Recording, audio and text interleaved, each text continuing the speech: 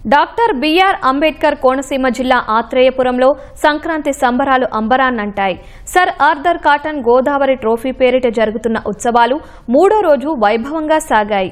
రెండో రోజుల పాటు జరిగిన పడవ పోటీల్లో కేరళ, పశ్చిమ గోదావరి, పల్నాడు, కోనసీమ, కొత్తపేట, కర్నూలు టీజీవీ జట్లు సెమీఫైనల్లో తలపడ్డాయి. అత్యుత్తమ ప్రదర్శన చూపిన 3 జట్లకు బహుమతులు అందజేయనున్నారు. మంత్రులు అనిత, దుర్గేష్, కొండపల్లి శ్రీనివాస్ పోటీలను తిలకించారు. మరింత సమాచారం మా ప్రతినిధి సాయికృష్ణ అందిస్తారు. మనం చూడవచ్చు డాక్టర్ బిఆర్ అంబేద్కర్ కోనసీమ జిల్లా ఆత్రేయపురంలో జరుగుతున్న పడవ పోటీలు సెమీఫైనల్స్ ఇప్పుడు 2 జరిగాయి, మరో నిర్వహిస్తున్నారు. చాలా ఉత్సాహంగా ఉత్కంఠభరితంగా సాగుతున్న ఈ పోటీలు సెమీఫైనల్స్, వీటిల్లో మూడో సెమీఫైనల్ నిర్వహిస్తున్నారు. మొత్తం 6 జట్లు సెమీఫైనల్స్ లో పాల్గొన్నాయి. కోనసీమ, బండారు, పలనాడు, ఎర్రకాలువ, అలెప్పి కేరళ, టీజీవీ కర్నూలు.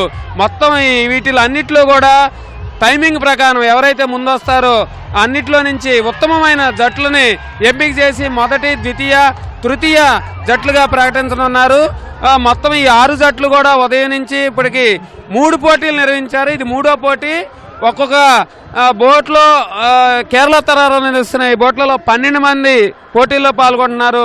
సందర్శకుల కేరింతలు, అభిమానుల కేరింతల మధ్య పోటీలు అయితే చాలా ఉల్లాసభరితంగా సాగుతున్నాయి. హోంమంత్రి అనితతో పాటు పర్యాటక శాఖ మంత్రి కందుల దుర్గేష్, అట్లాగే పరిశ్రమల శాఖ మంత్రి కొత్తపల్లి శ్రీనివాసు, స్థానిక ఎమ్మెల్యే బండారు సత్యానందరావు, దాట్ల బుచ్చిరాజు ముమ్మిడివారం, మండపేట ఎమ్మెల్యే జోగేశ్వరరావు వీళ్ళందరూ కూడా వచ్చి ఇక్కడ తిలకించారు. పోటీలు అయితే చాలా ఉత్సాహంగా సాగుతున్నాయి. జాతీయ స్థాయి పోటీలు కేరళ, మహారాష్ట్ర, ఆంధ్రప్రదేశ్, అలాగే తెలంగాణతో పాటు తమిళనాడు నుంచి కూడా ఇక్కడ జట్లు వచ్చి పాల్గొంటున్నాయి. మొత్తం 22 జట్లు నిన్న ఇవాళ ఈ పడవ పోటీలు sir Arthur Cotton Godavari trophy పేరిట నిర్వహిస్తున్న పోటీల్లో వీళ్ళందరూ కూడా పాల్గొంటున్నారు. చాలా ఉత్సాహంగా సాగాయి. ఇప్పటి వరకు మరొక పోటీ మాత్రమే మిగిలి ఉంది. ఇప్పుడు 3 పోటీలు పూర్తయ్యాయి. వీటిల్లో మొత్తం ఉత్తమంగా నిలిచిన జట్లను మొదటి, ద్వితీయ, తృతీయ జట్లుగా ప్రకటించనున్నారు.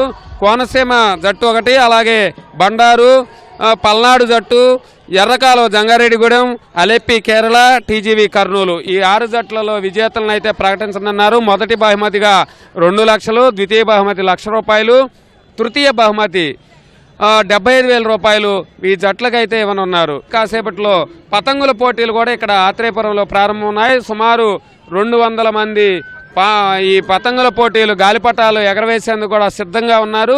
చాలా ఉత్సాహంగా జరుగుతున్నాయి. కాబట్టి ఈ పోటీలు అనుకున్న స్థాయిలో 2వ ఏడాదిలోనే ఆత్రేయపురంలో ఇంత గొప్పగా దిగ్విజయంగా ప్రభుత్వ యంత్రాంగం నిర్వహించడం చాలా అభినందనీయమని కూడా మంత్రులందరూ కూడా కొనియాడారు. రాబో రోజుల్లో కోనసీమతో పాటు ఆంధ్రప్రదేశ్ 2 ఏళ్లలోనే పర్యాటకానికి హబ్గా మారనుందని పర్యాటక శాఖ మంత్రి దుర్గేష్ కూడా ప్రకటించారు. ఆ మేరకు ఇక్కడ ఏర్పాట్లన్నీ కూడా బేషుగ్గా జరగటం వారందరూ అభినందించారు. అధికారులు ఎలాంటి ఇబ్బంది తలెత్తకుండా సందర్శకులకి ఈ పోటీలు నిర్వహించడం అభినందనీయమని మంత్రులందరూ కొనియాడారు.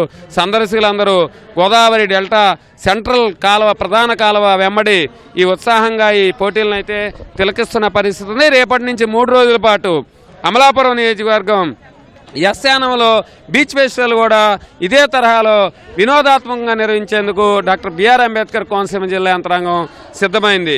మరొక సెమీఫైనల్ అయితే ఇక్కడ పడవ పోటీల్లో మిగిలి ఉంది. ఆ తర్వాత విజేతల్ని నిర్వాహకులు ప్రకటించనున్నారు. కెమెరామెన్ సూర్యప్రకాష్తో సాయికృష్ణ, ఈటీవీ న్యూస్.